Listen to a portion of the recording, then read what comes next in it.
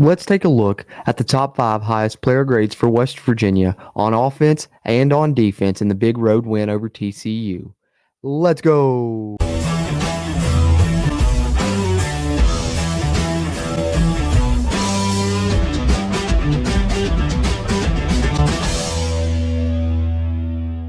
What's going on, Mountaineer Nation? Jordan Cruz back here with the Country Roads webcast.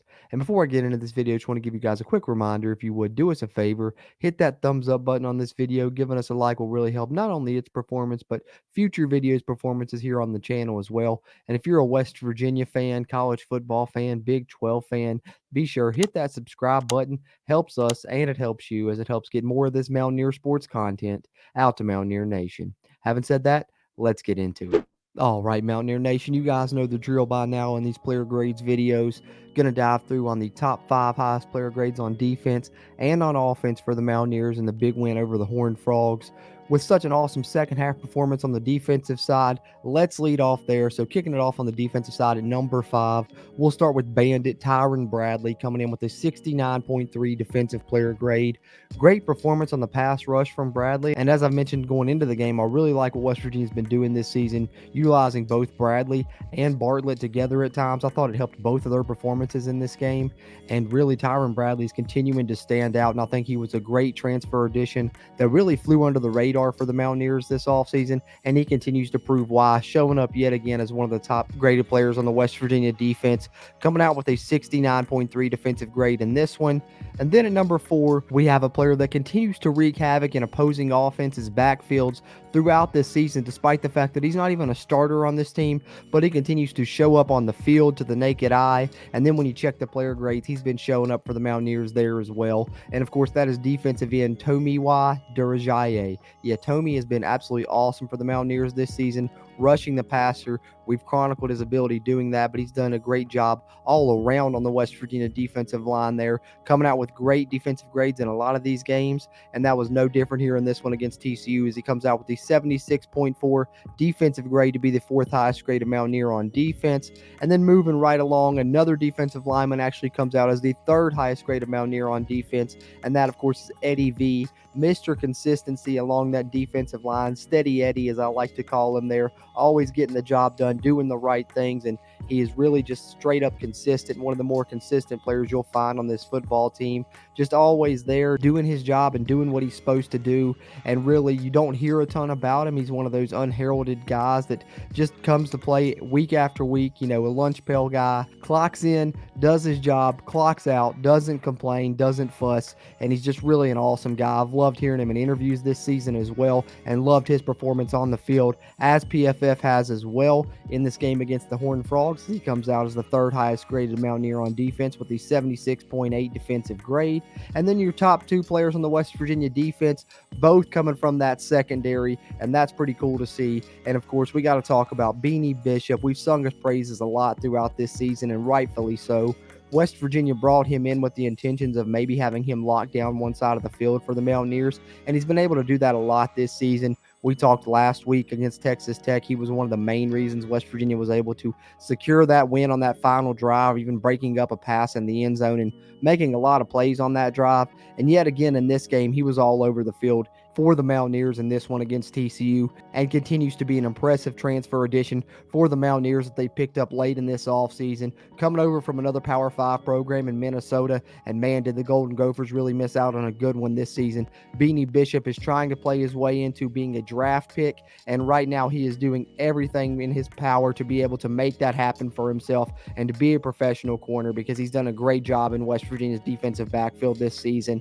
And that was the case yet again in this game against TCU, as not only did he do what he's done all season for the Mountaineers and play the ball in the air really well, 2 pass breakups in this game, but he also racked up 10 tackles for the Mountaineers. So he was really just doing it all. Great performance from Beanie Bishop, awarded here from PFF as he comes out with the 77.1 defensive grade to be the 2nd highest graded Mountaineer on defense, and the highest graded West Virginia player on defense, also coming from that secondary. It is safety Hershey McLaurin playing that spear spot for West Virginia, and he really stood out early in this game, did some great things. No, he was knocked out late with the injury, but seems like he'll be fine and be able to return for the Mountaineers. And that is good news because when he was on the field, he was all over the field.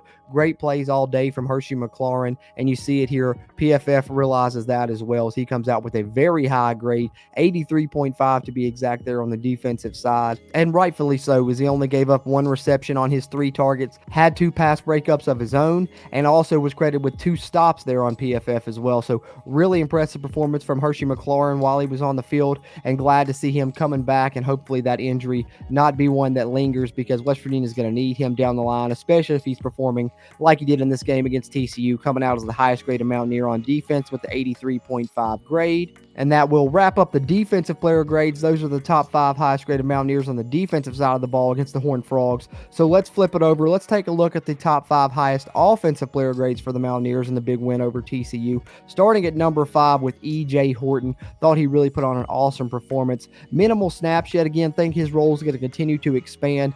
But of course, that 1 reception that he made was a huge one in this game. West Virginia didn't complete a ton of passes, but that was on a very important drive for the Mountaineers. And not only did he make the catch, but he took an absolute hit and still hold on to the football.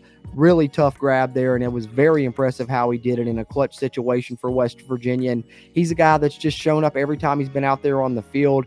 You know, against Pittsburgh, he was open and they missed him. Same thing against Texas Tech, was open deep. And then this game, they finally connect with him. He knows he's going to take a big hit, but secures the catch anyway, and it was really impressive. And with that, he's shown he's more than just a speed guy that can burn defenses over the top as well. He can make a tough catch if you need him to. So E.J. Horton's role is going to continue to grow within this offense, I think, moving forward. So look out for him at the wide receiver spot. Despite only playing, you know, a handful of snaps in this game, came out with a good offensive grade there, 66.0 to be the 5th highest graded Mountaineer on offense in this one.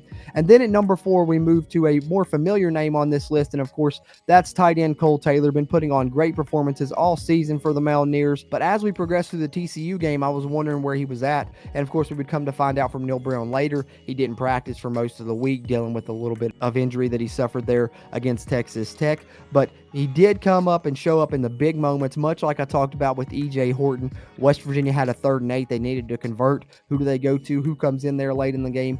Cole Taylor. Despite not practicing all week, despite not being on the field for a lot of this game, when West Virginia needed someone to make a big-time catch, Cole Taylor did it, and he came through and got a big first down for West Virginia. That was a big reason they were able to go on and secure this win, and I think that's one reason he ends up with the high grade despite not playing a lot of snaps in this one. We saw a lot of Traylon Davis, who's going to continue to, you know, develop into a good player, I think, but the more West Virginia can play Cole Taylor, the better. So hopefully he's able to get healthy during this bye week and play more snaps like we've seen throughout the early part of the season. But even though he didn't get in a ton in this game, still made a play when he did and came out with a 70.1 offensive grade. And then moving on to number 3, where we see the best center in the country, always a mainstay on this list for the most part because he's always putting on an awesome performance, as we well know, and that's Zach Frazier, the man leading that West Virginia offensive line that's been so great this season. Comes out yet again ranked in the top 5 players on the offensive side for the Mountaineers with the 71.7 offensive grade. And then at number 2, we have another wide receiver. I know it's surprising with as much as we have expected and known West Virginia's receivers to struggle throughout this season for a lot of the time, that we have 2 of them popping up in the top 5 player grades here. But this one is not a surprise to me, and that's Hudson Clement coming out with a 72.5 offensive grade.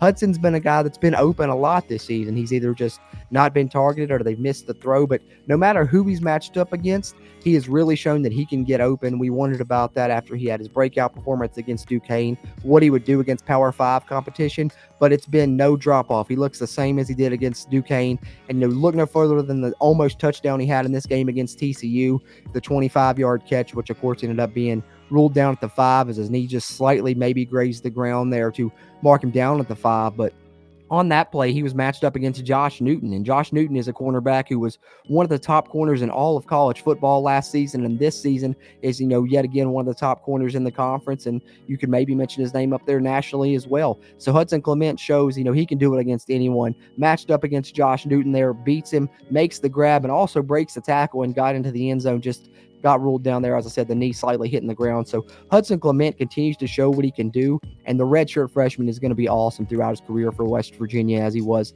in this game, coming out as the second highest graded player on offense, 72.5 grade, and the number one player grade for the Mountaineers on offense, of course, coming from that offensive line, as well it should be. That's, all's right with the world when that happens, because West Virginia's offensive line is one of the reasons that they're 4-1 right now. And Doug Nestor has been awesome along that offensive line, playing the tackle position for the Mountaineers.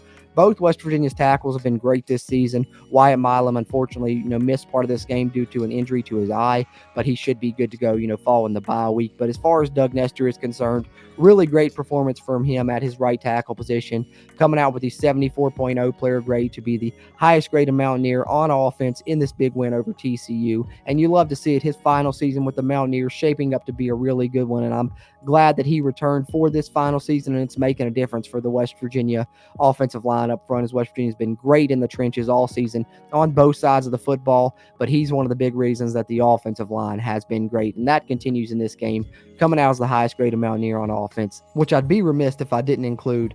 That 74.0 offensive grade includes a pass blocking grade of 84.6, so nearly an 85 pass blocking grade from Doug Nestor. Hats off there. Offensive line, when West Virginia has dropped back, has done a pretty good job of keeping the pocket clean. So shout out to Doug Nestor, coming out as the highest graded Mountaineer on offense in this one. So there you have it, Mountaineer Nation. The top 5 highest player grades for West Virginia, both on defense and on offense, in the big victory over TCU to move West Virginia to 4-1 overall and 2-0 in the Big 12 Conference, heading into a bye week. Big time improvement from last season when West Virginia was 2-3 heading into their bye week. So starting to turn that corner potentially. But what are your thoughts on the Mountaineers that popped up here in the player grades? Who else would you have liked to see maybe make an appearance on here that you're surprised didn't do so? And how are you feeling about the performances of these individuals throughout the season? Be sure, let us know your thoughts down there in the comments. We really appreciate those interactions as we continue to try and grow the Country Roads webcast community throughout Mountaineer Nation. Having said that, as always, I'm Jordan Cruz, and until next time, let's go Mountaineers.